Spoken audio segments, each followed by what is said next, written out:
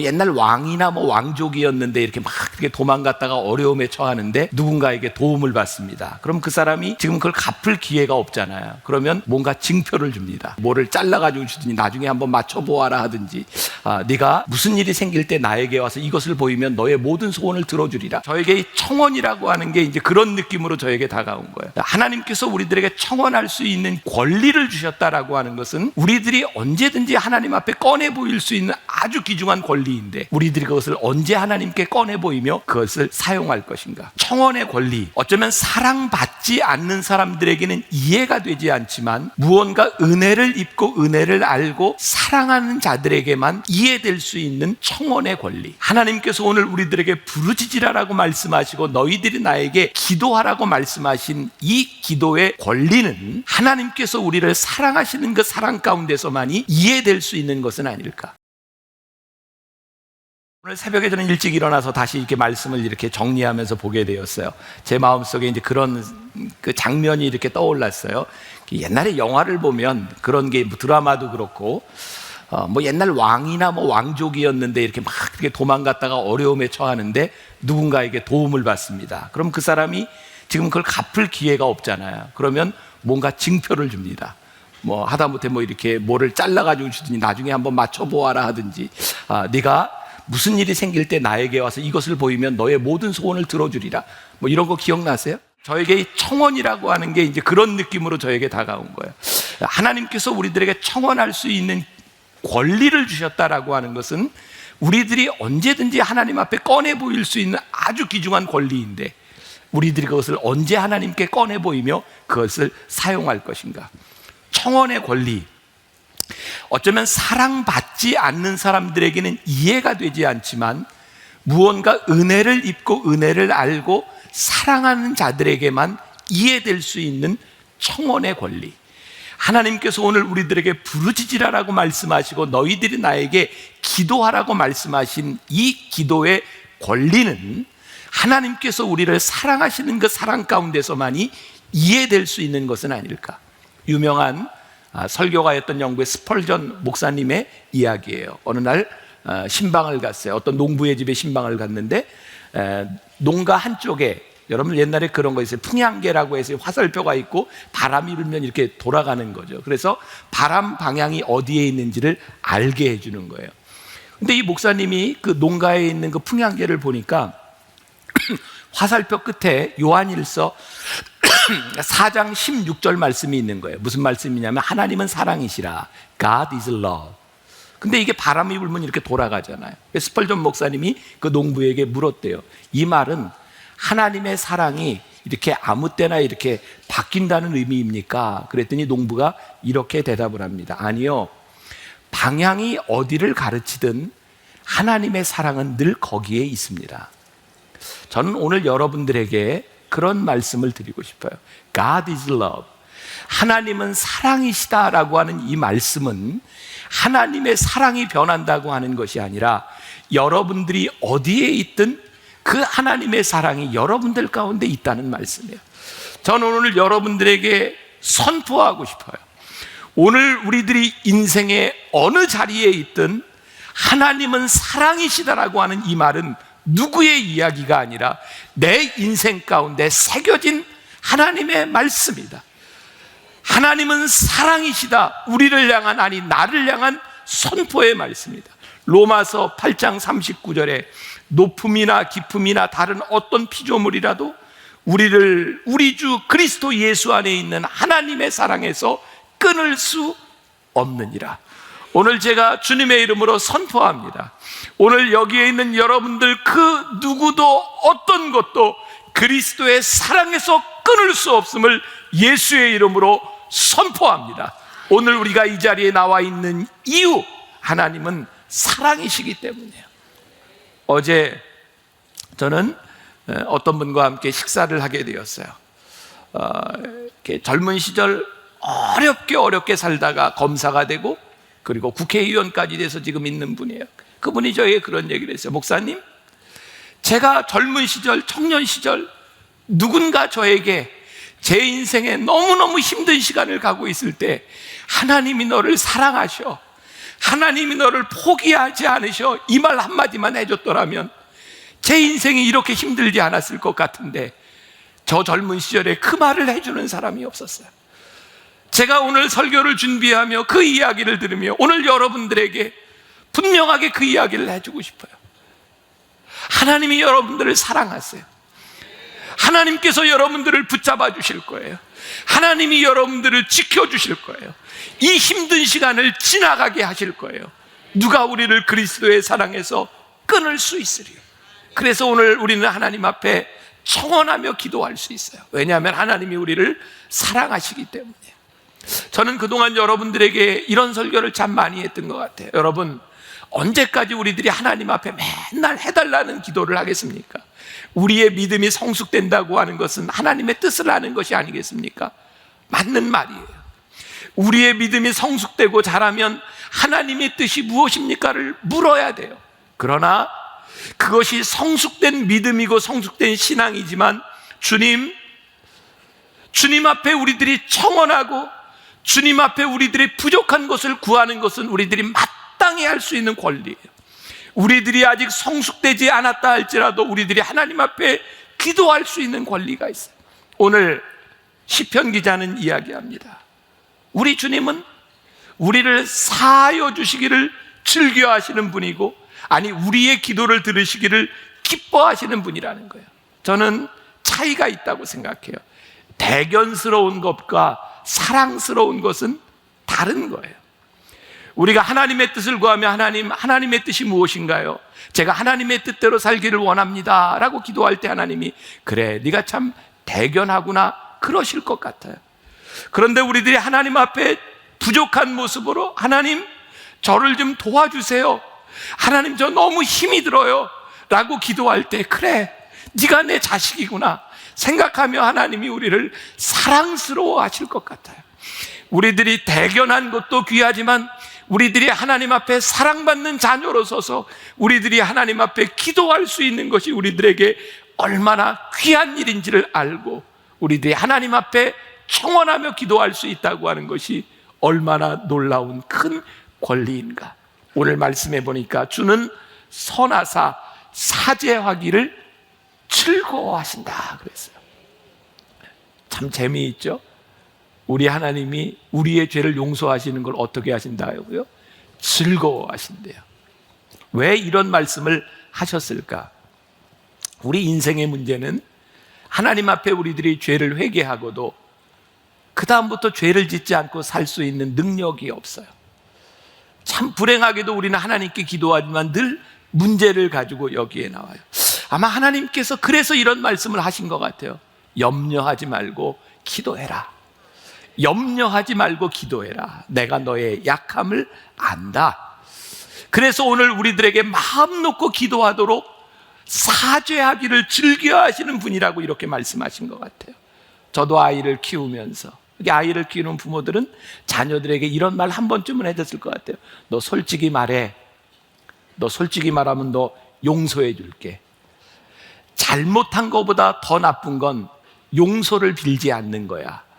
그럼 자녀들에게 그런 말 안 해보셨어요? 그냥 무조건 때리셨어요? 아니요, 자녀들에게 그렇게 이야기했어요. 자녀들이 잘못한 것을 아는데 용서하고 싶은 부모의 마음이에요. 잘못한 것이 잘못하지 않은 게 아니에요. 그러나 부모의 마음은 그 자녀를 용서하고 싶은 사랑이 더 많은 거예요. 오늘 우리들이 하나님 앞에 나와서 기도할 수 있는 이유가 무엇인가요? 염려하지 말고 우리들이 하나님 앞에 청원하고 염려하지 말고 우리들이 하나님 앞에 사죄할 수 있는 이유가 무엇인가요? 하나님이 우리를 사랑하시기 때문이에요. 오늘 저는 이런 표현도 생각해 봤어요. 우리가 살다가 이런 말이야. 참 기가 막히네. 기가 막혀. 아이고 기가 막히네. 기가 막히면 어떻게 돼요? 죽어요. 기가 막히면. 근데 언제 기가 막혀? 아무튼 뭐 이렇게 돌아가는 기가 막혀요. 기가 막힌 건 어떻게 해야 돼요? 뚫어야 돼요. 오늘 하나님께서 우리들에게 사죄하라고 하는 이 말씀은, 사죄하기를 즐겨하신다고 하는 말씀은 어쩌면 우리들의 삶에 막힌 길을 뚫어주시는 거예요. 하나님과 우리들 사이의 교통이 이루어지는 거예요. 우리 신앙에 기가 막히는 거예요. 하나님과 우리들 사이의 교통이 이루어지지 않는 거예요. 그래서 오늘 우리들에게 말씀해, 하나님은 우리를 사죄하기를 즐겨 하시나니 너희들이 기꺼이 하나님 앞에 기도하라는 거예요. 오늘 하나님과 우리들 사이에 막혔던 담이 허물어지는 역사가 일어나기를 간절히 소원합니다. 우리가 기도할 수 있는 이유, 하나님은 우리의 아바 아버지가 되시는, 오늘 본문 5절에 보니까 하나님은 인자하심이 후하다 그랬어요. 후하다, 이게 무슨 표현이에요? 우리가 식당에 가서 아우 저 식당은 인심이 참 후해. 언제 후해요? 내가 돈 낸 것보다 더 많이 줘요. 아니 요만큼만 주면 되는데 더 후하네. 하나님의 인자하심이 어떻게 해요? 후해요. 어떻게 후해요? 우리가 기도하는 것보다, 우리들이 바라는 것보다 하나님의 인자하심이 후하다 이 말이에요. 오늘 우리들이 기도하면서 하나님 앞에 고백할 수 있는 거, 하나님 오늘 제 인생에 하나님의 인자하심이 너무너무 후하십니다. 하나님의 은혜가 내 속에 너무너무 후하십니다. 우리들에게 참 놀라운 믿음의 고백이 아니겠어요? 마태복음 7장 9절부터 10절까지의 기도에 대한 말씀이 있어요. 너희 중에 누가 아들이 떡을 달라 하면 돌을 주며 생선을 달라 하면 뱀을 줄 사람이 있겠느냐? 너희가 악한 자라도 좋은 것으로 자식에게 줄 줄 알거든 하물며 하늘에 계신 너희 아버지께 구하는 자에게 좋은 것으로 주지 아니하겠느냐? 그러면서 7절과 8절에 구하라 그리하면 너희에게 주실 것이요 찾으라 그리하면 찾아낼 것이요 문을 두드리라 그리하면 너희에게 열릴 것이니 구하는 이마다 받을 것이요 찾는 이가 찾아낼 것이요 두드리는 이에게 열릴 것이니라. 왜 예수님이 이 말씀을 하셨을까요? 여러분, 예수님의 마음이 느껴지시지 않아요? 많은 사람들이 구하는 걸 주저하고 있다는 거예요. 하나님 아버지께 기도하는 걸 주저하고 있다는 거예요. 아바 아버지, 하나님 아버지께서 우리들에게 좋은 것을 주실 텐데 우리들이 주저하고 있다는 거예요. 왜 주저할까? 여러분들에게도 혹시 이런 이유가 해당되는지 모르겠어요. 첫째는 우리들이 신앙생활을 하면서 어쩌면 우리들이 참 예의 있게 살아가려고 하는 것 같아요. 하나님 정말 이런 사소한 문제까지 제가 기도해야 되나요? 이거는 예의가 아닌 것 같잖아요. 근데 여러분들 생각해 보세요. 하나님이 아바 아버지시라면 우리들의 어떤 것을 알기를 원하실까요? 저는 오늘 말씀을 준비하며 묵상하며 하나님이 우리들의 아버지이실 때 우리들에게 원하시는 것은 우리들의 가장 사소한 부분까지 알기를 원하시는 것 같아요. 여러분들 우리 경험하지요? 관계라고 하는 것은 가까울수록 자주 만날수록 할 말이 많아요. 참 신기하죠? 오랜만에 떨어졌다가 만나면 할 얘기가 많을 것 같은데 오랜만에 떨어졌다 만나면 그냥 얼굴만 보고 이게 할 말이 없어요. 참 이상하죠? 하나님이 우리들에게 원하시는 것은 커다란 일이 아니에요. 하나님이 우리들에게 원하시는 일은 우리들의 삶의 사소한 부분, 오늘 여러분들이 직장의 문제를 놓고 시험의 문제를 놓고 여러분들이 진급의 문제를 놓고 질병의 문제를 놓고 아주 사소한 문제를 놓고 여러분들이 가지고 있을 때 하나님이 그 소리를 듣기를 원하세요. 그것이 하나님과 우리들 사이의 관계에 대한 부분이에요. 제가 돌아가신 아버님 생각하면 후회되는 것 중에 하나가 제가 참 사소한 것들을 아버지에게 이야기하지 못했구나. 그런 기억이 있어. 우리 교인들과 함께 단기 선교를 갈 때였는데 너무 늦어가지고 집에 전화를 안 했어요. 아버님이 주무시는데 너무 늦은 것 같아서 돌아왔는데 아버님이 저에게 너무너무 서운해 하시는 거예요. 너 연락도 안 하고 그렇게 가냐? 그래서 제가 그랬어요. 주무실 것 같아서. 근데 그게 서운하신 거예요. 이게 아버지의 마음이구나. 하나님 앞에 우리들의 문제는 사소한 것이 아니에요. 하나님 앞에 우리들의 문제는 너무너무 귀중한 것이에요. 왜? 하나님은 사랑이시기 때문에. 그래서 오늘 우리는 하나님 앞에 우리의 모든 문제들 우리들이 하나님 앞에 기도하는 거예요. 여러분, 다른 사람에게는 소중하지 않은 문제가 사랑하는 사람에게는 소중한 거예요. 언젠가 저와 친하게 지내는 목사님이 아들의 사진을 가져와서 보여주는 거예요. 군대 가서 훈련받는 아들 사진 보여주면 우리 아들이 이렇게 훈련받으면서 이렇게 후질근하게 이런 옷 입고 이런 모습으로 이렇게 사진을 보냈느라고. 제가 보니까 그냥 군인이에요. 아니, 군대 가서 훈련 안 받는 군인이 어디 있어요? 전 속으로 다 받지 하고. 네, 참 신기하죠. 그분의 눈에는 군인으로 보이는 게 아니라 아들로 보이는 거예요. 그 모습이 마음이 아픈 거예요. 왜냐하면 아버지이기 때문에 그래요. 우리들이 많이 경험하죠. 사진 찍어놓고 여러분들 잘 나왔네. 어떤 사진이 잘 나온 거예요? 아무튼 내가 잘 나오면 잘 나온 거예요. 참 신기해요. 여러 사람 사진 찍어놓고 딱 보면 자기만 보잖아요. 내 표정과 내 옷 이것만 괜찮으면 잘 나온다. 참 신기한 거예요. 하나님이 이 세상의 많은 사람들을 바라보며 내 자녀를 바라보시는 거예요. 하나님은 하나님이 사랑하시는 여러분들이 특별하게 기도하기를 원하시고, 하나님의 모습, 하나님의 마음 가운데 우리들의 모습이 특별하게 각인되어 있는 거예요. 사람이 아니라, 똑같은 사람이 아니라 내 자녀이기 때문이에요. 그래서 오늘 염려하지 말고 구하라는 거예요. 우리는 흔히 이런 생각을 합니다. 하나님은 우리의 필요를 다 알고 계시는데 우리들이 무슨 기도를 해? 그렇죠? 하나님은 다 아세요. 그런데 참 신기한 건 하나님이 우리를 사랑하시기 때문에 그 아는 것들을 우리의 입술을 통하여, 우리의 마음을 통하여 고백받기를 원하신다는 거예요. 신기한 거예요. 사랑은 아는데 내가 하나님 앞에 구하는, 내가 하나님 앞에 기도하는 그 사랑의 고백과 필요를 하나님은 우리들에게 요청받기를 원하신다. 교회에서 여러분 신앙생활하면 제일 많이 듣는 게 그런 말 아니에요? 우리 하나님은 인격적이시라고. 하나님이 인격적이시라고 하는 것은 하나님과 우리들 사이에 분명한 사랑의 관계 속에서 하나님이 우리와 관계를 맺고 우리를 이해하고 계신다는 거예요. 자, 중요한 문제를 여러분들에게 말씀드려요. 우리는 하나님 앞에 어떤 것도 요청할 수 있는 권리가 있어요. 우리는 그래서 오늘 청원 기도를 할 거예요. 중요한 것은 우리에게는 하나님께 요청할 권리가 있고 응답은 우리의 것이 아니라 하나님의 것이라는 거예요. 우리가 담대하게 하나님 앞에 기도할 수 있는 것은 응답이 하나님께 있기 때문이에요. C.S. 루이스라고 하는 유명한 신학자는 이렇게 말을 했어요. 만일 하나님께서 내가 지금까지 드린 모든 어리석은 기도에 다 응답하셨다면 지금쯤 나는 어디에 있을까? 오늘 여러분들이 하나님 앞에 어떤 기도도 다 청원할 수 있어요. 그리고 우리는 하나님을 믿어요. 하나님은 내 기도에 응답해 주실 거예요. 그러나 여러분들이 청원한 대로가 아니라 하나님의 계획대로 여러분들에게 응답해 주실 것을 우리들이 믿어요. 하나님의 응답과 하나님의 인격과 하나님의 인자하심을 우리들이 믿기 때문에 우리들이 하나님 앞에 기도할 수 있는 거예요. 하나님의 응답이 내 기도보다 최선이라는 것을 믿을 수 있기 때문에 우리는 중보하며 하나님 앞에 기도할 수 있는 거예요. 제가 변화산 새벽기도회를 지나면서 제 속에 귀중한 경험이에요. 오래전이죠. 제가 한 3년 동안 이렇게 금식하면서 기도할 때, 그때는 이렇게 사람들이 많지 않아서 제가 늘 예배를 마치면 안수할 때였어요. 금식하면서 일주일을 지나면 안수하는 게 너무너무 힘들었어요. 그때 아마 금요일 저녁이었던 것 같아요. 금요일 아침 제가 교인들에게 미리 선포했어요. 그날은 환자들을 위해 기도하는 날이었어요.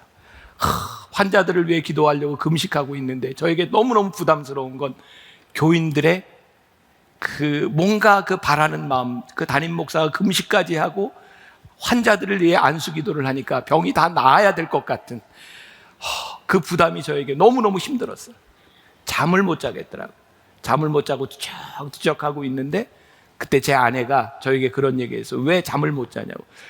새벽에 안수 기도해야 되는데 환자들이 안 나오면 어떨까 걱정돼서 그런다고. 그랬더니 제 아내가 그랬어요. 아니 병은 하나님이 고치시는데 자기가 왜 걱정하냐고. 그래서 그냥 잤잖아요. 저는 그때를 못 잊어요. 그때 이제 새벽에 안수기 환자들을 위해 기도하는 날 이렇게 새벽에 나왔는데 찬양할 때였어요. 주여와 능력의 주, 주는 나의 치료자, 말씀으로 날 고치시네, 주는 나의 치료자. 찬양하는데 제 마음에 확신이 오더라고요. 제가 하는 게 아니더라고요. 하나님이 하시는 거예요. 기억하세요? 그때 한 10년쯤 전이에요. 그래서 다 일어나라고 해서 아픈 곳에 여러분들의 손을 얹고 기도하시라고. 이것은 제가 하는 게 아니라 하나님이 하시는 일이에요. 저에게 담대함이 찾아왔어요. 제가 기도하지만 기도에 일하시는 분은 하나님이시라고 하는 믿음이 저에게 왔을 때 담대하게 환자들을 위해 기도했어요. 만일 제 능력으로 기도하고 제 능력으로 나을 수 있다고 하면 제가 무슨 능력으로 기도하겠습니까? 하나님이 깨닫게 하신 거예요. 우리는 기도할 수 있어요. 나에게는 해결할 능력이 없어요. 그러나 하나님께서 해결할 수 있는 능력이 있음을 우리들이 믿으며 기도하는 거예요. 저는 종종 내려가면서 설교를 마치고 내려가면 저에게 기도 요청하는 교인들을 봐요. 죄송합니다. 1부, 2부, 3부, 4부 설교를 하고 내려가는 너무너무 힘들어요. 그런데 그 힘든 가운데 저에게 기도 요청하는 교인을 보면 제가 해결할 능력은 없지만 그분이 무슨 문제가 있는지는 알아요. 제가 오늘 말씀을 준비하면 하나님, 저는 인생이기에 인간이기에 해결할 수 있는 능력이 없지만 하나님께서는 해결할 수 있는 능력이 있음을 저는 믿습니다. 하나님, 베드로전서 2장 9절에 우리들에게 너희는 택하신 족속이요 왕같은 제사장이라고 말씀하셔서 우리로 하여금 우리의 문제를 하나님 앞에 기도할 수 있도록 하시지 않았습니까? 오늘 우리가 하나님 앞에 왕같은 제사장이 되어요 하나님 앞에 우리들의 문제를 놓고 기도할 때 하나님의 역사가 청원하는 기도의 응답이 우리들 가운데 일어나게 하여 주옵소서. 오늘 제가 한 가지 분명히 말할 수 있는 게 있어요. 제가 지금까지 살아오면서 제가 기도했던 기도대로 하나님 응답하셨더라면 저 이 자리에 없습니다. 저는 이 만나교회 담임 목사가 되기 전에 제가 갈 길과 제가 해야 될 일을 위해 하나님 앞에 정말 많은 기도들을 했어요. 근데 하나님이 저를 오늘 이 자리에 있게 하셨어요. 저는 오늘 여러분들이 동일한 고백을 할 수 있으리라고 생각해요.